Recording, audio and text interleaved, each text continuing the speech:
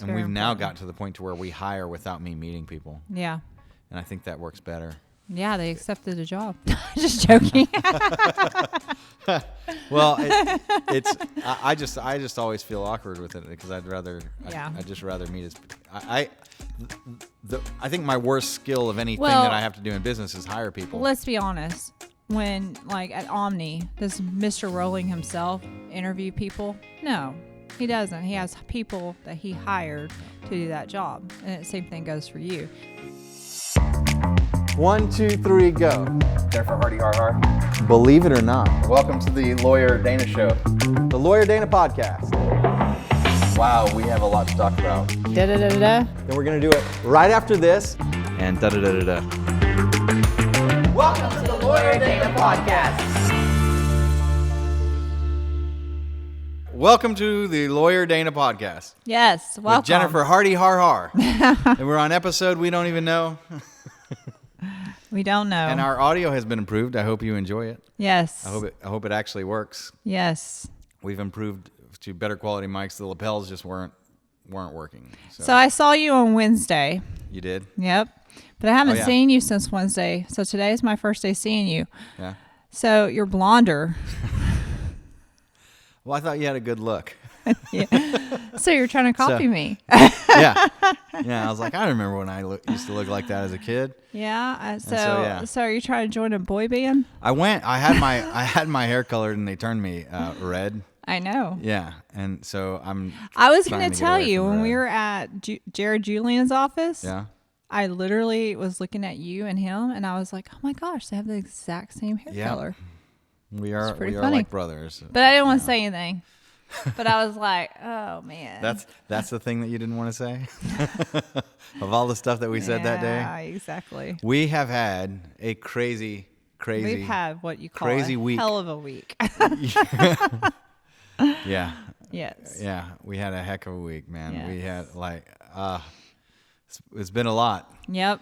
And we got really close with getting a case settled, but now instead we get to go to war. Yes. And I have very mixed emotions about it because going to court is lawyer Disneyland, and I love doing it, and it's a lot of fun. But I It's also really think hard that on the we client, could get it so- settled. Yeah, but I think the other side on this one needs They need a kick in the butt. They need a kick. Yeah. And I don't think they're going to realize the generosity of the offers and what they things had. and what they had and Until they're it not all gonna get comes it. down. And Yeah. and it's going to all turn out better this way. So I like the Yes. progress of where we are. Yes. It's good. And then today we had to drive across town to get Mm-hmm. something filed. Yep. Because our case is private, we have to file everything in the court. Yeah. So a lot of times you can just Sometimes you have email it private or cases submit and it that things. way, but when you have a case that's closed, you've got to personally file everything. So on one of our cases, we had to drive up and file something today. Mm-hmm. And we sent Bridget home because she is entirely overworked, and I basically am making her take a 3-day weekend, Yes. and she needs it. Mm-hmm. And She does. That happens. So that's us being good bosses. Yes. We I try. hate being called a boss too. When somebody's like, "Okay, boss," like I'm like, I'm just Dana. Just call me Dana. Yep. But you know what? That's what good bosses do. They look out for their people and make sure their people are okay. Do you think there are So- people that are like, "You will call me boss," or Oh yeah. you think so? Oh yeah. There must be, right? Oh yeah. I had a. I just avoid people There's like a- that so much that I don't Yeah. experience it. In I had my a world. bartender that called me boss, and I was like, you don't need to call me that. But he said, no, you're my boss. And I was like, okay. And then they call me that, and I always respected it. Even I went in like after I quit working there, and he was calling me boss, and I was like, okay, whatever. For him, it was fine. It's a term like, of endearment. Yeah, I finally and it's just came fine. to acceptance of it. Yeah. But a lot of times I would not accept that term. Yeah. It's like, no, I'm your equal. Like I felt like they're equals. Yeah. I never felt too. like over them like Me too. that. So I have different responsibilities, but their value as human beings is the same as mine. right. I like meeting people as equals. Mm-hmm. And that's an important lesson. I actually got quite a few lessons from the guys who were in Rush. because I think I mentioned Geddy Lee, how he was approaching fame, and Neil Peart was the same way. As like if you approach Neil as like an idol or fan, like it was cringy to him. But if you people thought he was antisocial, but he goes, no, I'm not antisocial. If you approach me as an equal, and if we meet as actually the way he explained it was, if we meet as equals, then you'll find me very personable. Right. It's just the ideology of something or meeting and not meeting like as people. Right. Just turned him off, and I'm a little bit the same way. Yeah. About that, but I definitely want to have that type of meeting as equals with everybody that we work with. No, it's important. And we've now got to the point to where we hire without me meeting people. Yeah. And I think that works better. Yeah, they accepted the job. Just joking. Well, I just always feel awkward with it because I'd just rather meet as I think my worst skill of anything that I have to do in business is hire people. Let's be honest. When like at Omni, does Mr. Rowling himself interview people? No, he doesn't. He has people that he hired to do that job. And the same thing goes for you. You're the head of the company. This is your company. You shouldn't have to meet everybody. I basically hired the highest. I had to hire the very highest people around me, like you, like Daniel, like Summer. There's a trust factor that has to go into place. Brenda. Yeah. Brenda's definitely one. Yeah. I did happen to interview Greg and Rick, and that was probably helpful. And I think you guys are high level, like you're in the inner circle of trust of people that I have. Did I hire Bridget, or was I involved in Bridget's hiring, or did I meet her that? I wouldn't know afterwards? because I wasn't quite in the mix so yet. Good. Yes, Bridget is fantastic. I love Bridget. But otherwise, like I am so antisocial. You are not in the hiring process for Veronica, and she's doing fantastic. Yeah. And I like her a lot. You were in the hiring process with Dee, and she's doing amazing. Yep. So, yeah. So today we were on our way to court, and we're trying to get back for the podcast. Yes. We were on the way to court, and like it was Dana driving 120 miles per hour. I was in not Corvette. going that fast. I will for be the record. honest. I looked over. She must have said that for comedic purposes. I looked over. And Are you confessing on video to me committing some sort of traffic violation? No, it was not that fast. It was like 100. It might have been. But I will say, I did not realize how fast we were going until like I looked over and I was like, "Holy crap!" Smooth ride, yeah, right? That car is smooth. You can go really quick without just feeling normal. Yes. Yeah, you got to really pay attention to it. Yes. So we had paperwork that we needed. Yes. And thank goodness we went to the courthouse before picking up the paperwork. We were worried that we were going to miss the court coordinator, then they were going to go to lunch and take Friday afternoon off. Right. So we were like, all right, should we pick up the paperwork from the Kinko's? Because they were printing it, and we were going to grab it and go to the court. Mm-hmm. Instead, we decided we go to the court first and get our hearing set, which we did. Mm-hmm. And then we left and went to the Kinko's to pick up the paperwork. And thank God, because how long did Kinko's take? They weren't ready. They said it'd be ready hour, at maybe? 4 o'clock. And I said, whoa, you told our paralegal 30 minutes. And the guy was like, that wasn't me. That must have been James. And I was like, well, James then told us 30 minutes. James is the guy that answered your phone. Yeah. And it's been over an hour. So we need that. So and while then we were there, they had printer problems. Yeah. Of all places, Kinko has printer problems. I'm like, there's printers all over. Yes. There's like 1, 2, 3, 4. It's like 8, 10 printers. Yep. Like, how are you having printer problems? Like, put it on a thumb drive, walk over to that one, print it, give it to stuff. Like, we're waiting. And I'm going, what's our burn rate? I'm like literally asking Jennifer, what's our burn rate for having guys wait? Because the law firm and urgency there interfered with this. And I'm like, and it's fine. We do what we got to do. Right. We'll interrupt this shoot at any time for if there's an emergency or whatever that's needed. And today it was just got to the point of, you know what? It's mission critical. We had somebody else that we could send, but because there might be questions or whatever, and I wanted to make sure that this very important hearing was set, I wanted to go and do it myself. Right. Even at the expense. I mean, for what we were billing to do that, it didn't even cover the cost of our burn rate. But it's okay. Yeah. And but here's the fun part. So then we got there and we got the paperwork. Go back, file it in the court. I'm getting gas while you're in the court, and then while we're waiting on Kinko's, I'm like, I ordered food from the Fuzzies next door. We're driving back. We're eating in the car. Driving with my hands. It could have been my knee. I'm just trying to find a funny way to tell you how I was driving. Clearly, I was at 10 and 2 the whole time. I don't know that I drive that car. Like, I usually, it's an automatic, but I always put my hand on the Let's shifter all be anyway. honest. We've all drove with our knee at some point in time in our life. I mean. All right. We We'll get that right after the statute of limitations. So one of the things that brings up that we're going to do is a word of the day or a definition. And so let's pick statute of limitations. In order to have a word of the day, you have to be able to pronounce words at all. Yep. Statute of limitations. It's not statue, S-T-A-T-U-E. It's statute, S-T-A-T-U-T-E. Did I spell that right? Yep. Did I get that I right? think so. Yeah. I always sucked at a spelling contest. I even would know the word, but if I spell it out loud, I'm like, why does that not sound right? Yeah. I could look at it and know immediately. Well, I bet you a lot of people think statue. A lot of people think statue, but it's statute. Statute. A statue is like a sculpture, or big, in a park, like the Statue of Liberty. Right. I almost said the Statute of Liberty. But a statute is a written law. Right. So a statute of limitations is when there's something that you can sue for. There's an amount of time that you have to file your lawsuit, and that amount of time is referred to as the statute of limitations. There's a statute is written law. It's made by the legislature. It is ratified and signed by the governor of the state, and it becomes law. And those laws, those written laws, are called statutes. Right. Statutes. Statute. I said statue. You did. Statutes. Right. Like statute. All right. Now I'm never going to forget The that. statute trains of limitations.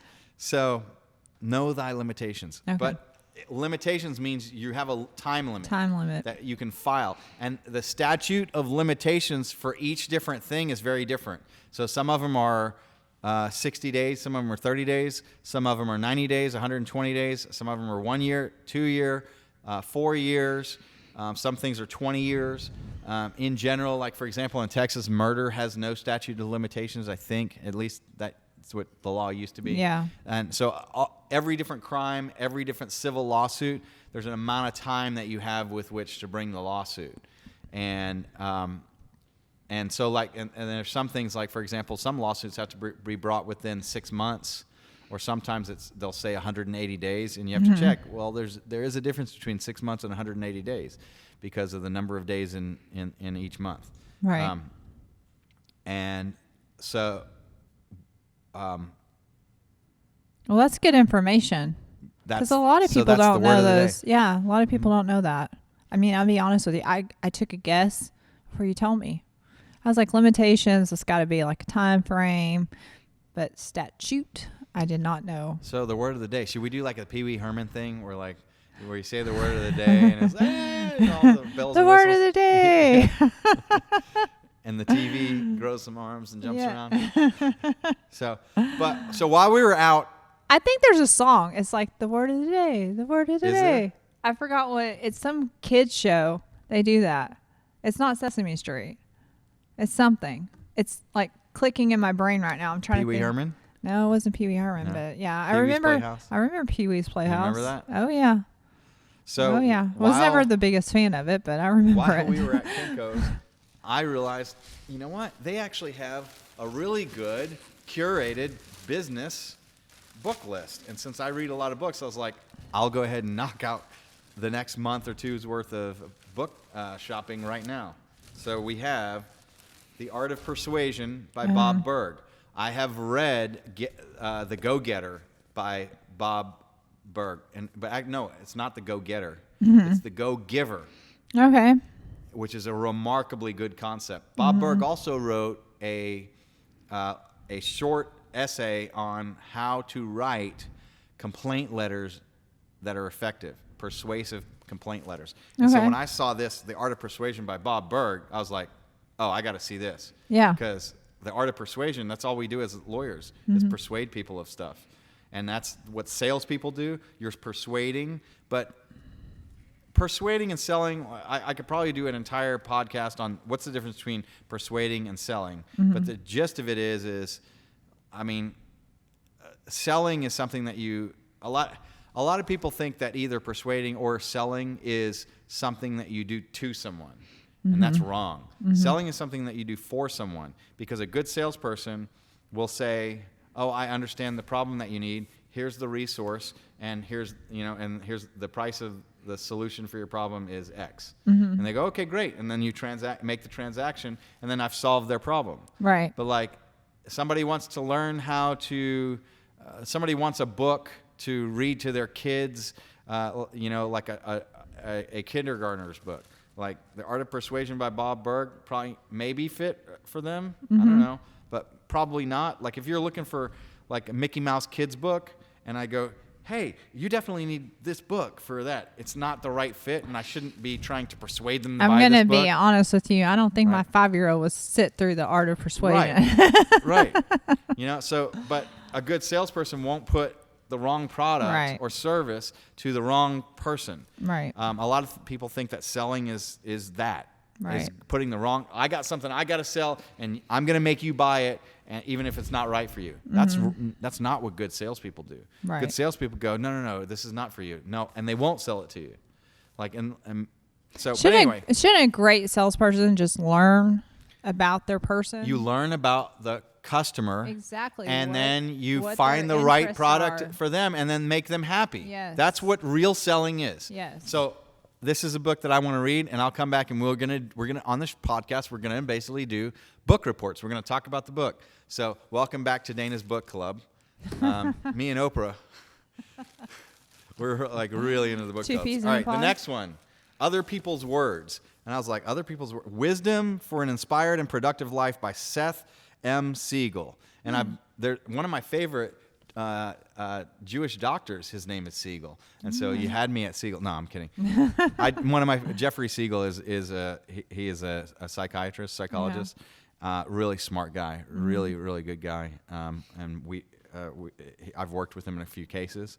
But anyway, but this is Seth Siegel, and I was like, all right, Other People's Wisdom for an Inspired and Productive Life. I'm like, I want to have an inspired and productive life. All right, and I like start thumbing through, and I'm like, all right, there's dictators, evil, corruption, anger, dark side stuff. Okay, taxes, government and politics, creativity and ideas.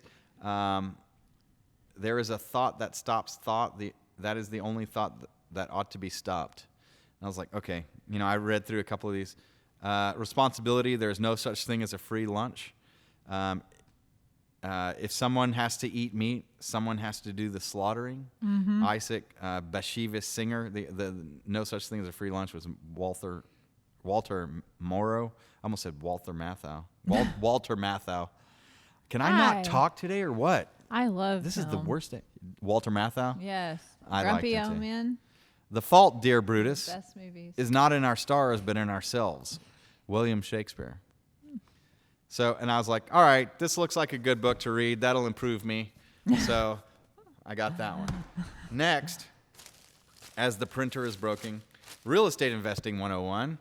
I know a lot about real estate investing, but this might be a type of book that we could do a podcast episode on and be a good structure. And I was like, all right, I need something to kind of base an outline on and talk through and give. Yeah. So on Real Estate Investing 101, you'll get a lawyer's perspective on that in one of our episodes. Next, and this one is by Michelle Kagan, CPA. Next, Habits of a Happy Brain. Habits of a Happy Brain. I'm like, I would like my brain to be happy, and I guess I need some good habits. So, restrain your brain to boost your serotonin, dopamine, oxytocin, and endorphin levels. I'm like, all right, let's see what they have to say. This one's by Loretta Grazanio Bruning, PhD. And I looked through this, and there's actually like some different answers and worksheets. So let's look at this one. What are your early patterns? List early experiences of happiness and unhappiness and notice the circuits that they paved. And like, okay, before age 8, lines. And then in adolescence, lines for you to answer. And then list early experiences that were repeated often and notice the circuits that they paved before age 8 and in adolescence. And I'm like, and then remodeling your neural pathways. I'm like, there could be some real good wisdom in here. And I turned to another one. I was like, all right, exercise. What does your oxytocin droop? When does your oxytocin droop? And there's a worksheet. A time when you felt endangered by lack of social support. Then a time when you lost trust in your social support. A time when you strayed from your social support to seek other rewards. And they have the lines for you to fill out in the book. And I was like, okay, this could be a fun book to go through and read. I'm also trying to break my iPhone habit of having it in my hand, which is also why, like, I listen to a lot of books and things and watch a lot of stuff on social media. And I usually turn my phone off for the podcast. Have you seen those episodes where like somebody's like on the like the Tonight Show or something, or like Chris Tucker was on the movie set of Rush Hour 3, and his phone goes off, and he's like, "Hey, I'm filming right now. I got Jackie Chan right here," and Jackie's like, "You're using our film." Yeah. All right, the leader phrase book. So I was like, okay, and you go 3,000 powerful phrases that can put you in command. I'm like, I don't know that I want to be in command, but like, let's get started. But here's the one. I trust you implicitly. I was like, oh, I got to say that to Jennifer. And if there's some other ones, I was like, I think it's, you know what, that's a really important how to get one. past a misunderstanding, and there's some sequences and things in that. Like, self-improvement a lot. Reading and learning is critical. Well, I also think it's the way you phrase things to your employees. Like I will say, like instead of saying get this done for me, you can say, can you please take care of blah blah blah, you know, whatever you need them to do. I mean, it's different Or will ways. you do this for us? Yeah, it's different ways of saying things to people, and then like thank them, let them know you appreciate it. And when they get it done and they respond back to you, you're always thank them again. You know, that's important. And Greg and Chris, I'm trying to mess up your names each time. Rick and Greg. Yes. Rick and actually, I probably call Greg Morty. Then we can have Rick and Morty. No. So, but Steve and Kyle over there.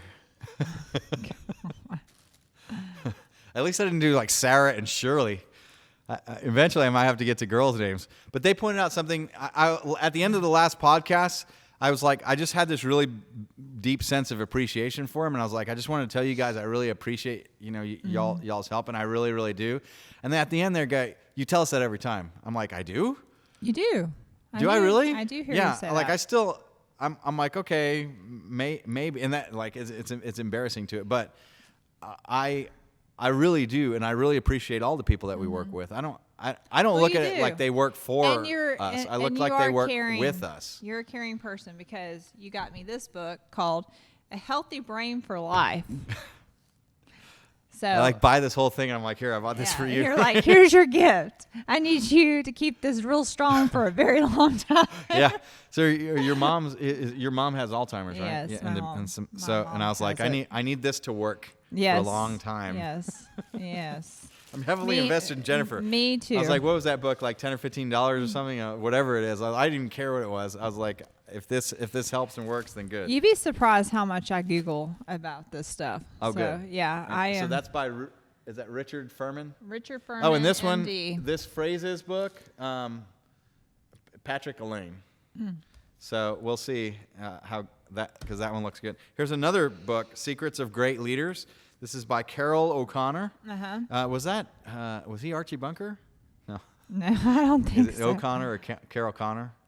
Something close, right? Anyway, it's not. I don't think it's the same guy. If this is Archie Bunker's Secrets of Great Leaders, this is going to be a treat. We should read this right now.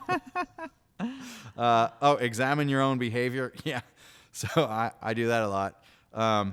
Write in a simple style using plain language. Sold. This guy is my people. And if it's other suggestions along that level, because the number one thing for lawyers, please write in simple English. Please write simply. If one word will work, use one word. And layman's terms. yeah, I don't even necessarily like layman's terms. I like write that so that a third grader can understand you, and you'll be doing great. Legal documents should be written from between third and sixth grade level if you can. Right. A lot of things are specialized vocabulary and specialized operative things that are complicated, but if you can write something in very clear, very simple English. There's an expression that I like, if we're going back to good words and phrases, was other people's words. Here's one for Dana Palmer. Now I forgot what I was going to say. But is that my phrase? I will say when we were there and I was sitting there waiting on those documents to get printed, I like knew you were gone over there, and then when you walked up to the counter and you had this big wad of stuff and you just threw it down, I was like, holy crap, what are you buying? And you're like, all my books to read.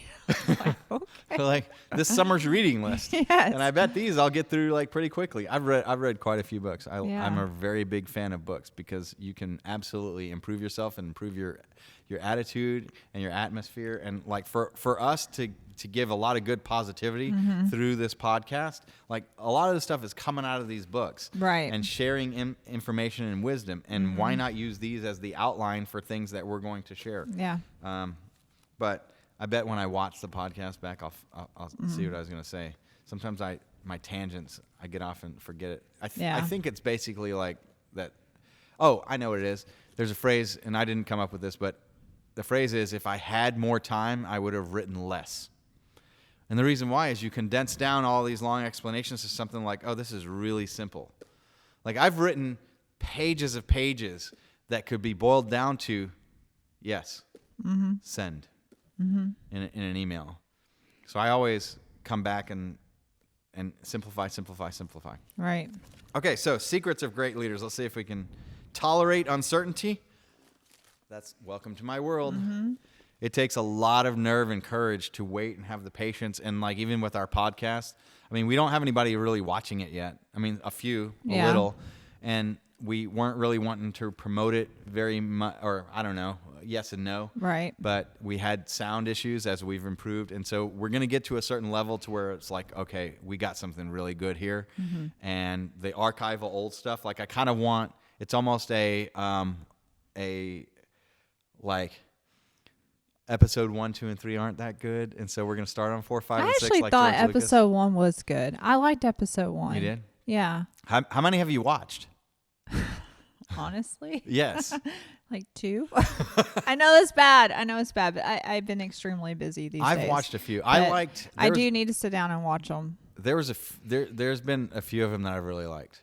Right. The one from today, like I was noticing. I actually thought the one from today had really good content. Yes. I know we were having a little issue listening to it, but I really liked the content. I thought Denise did a great job. Denise was really good. Yes. I really enjoyed having her So on. lawyerdenise.com. Yes. If you're Shout in South Lawyer Texas Denise. and you need a lawyer, call her up. Yes. She's excellent. Yes. And she's funny too. Make flexible plans, but study old outcomes. Understand your fears. Focus on the end result. This guy's in my head. Like, this is my brain. It's funny. This is my brain. This is you know what what? I do. No offense to that author, but Build people up. I think I was just trying to do that. You know, it's funny, and like I'm going to say, no offense to the author, but as a natural leader, that's just stuff is natural to me. Like plan the long term and work the short term. I don't need a read book for that. Right. Set high standards. Unfortunately, you need that for certain people, though. See the person, not the stereotype. Yep. Attract smart people to your team. That's a no-brainer. And that's paramount, though. Surround yourself with smart people. I think today I've done that. Yeah, you know what? Attract smart people to your team is important, but also attract people who come to the team as team players.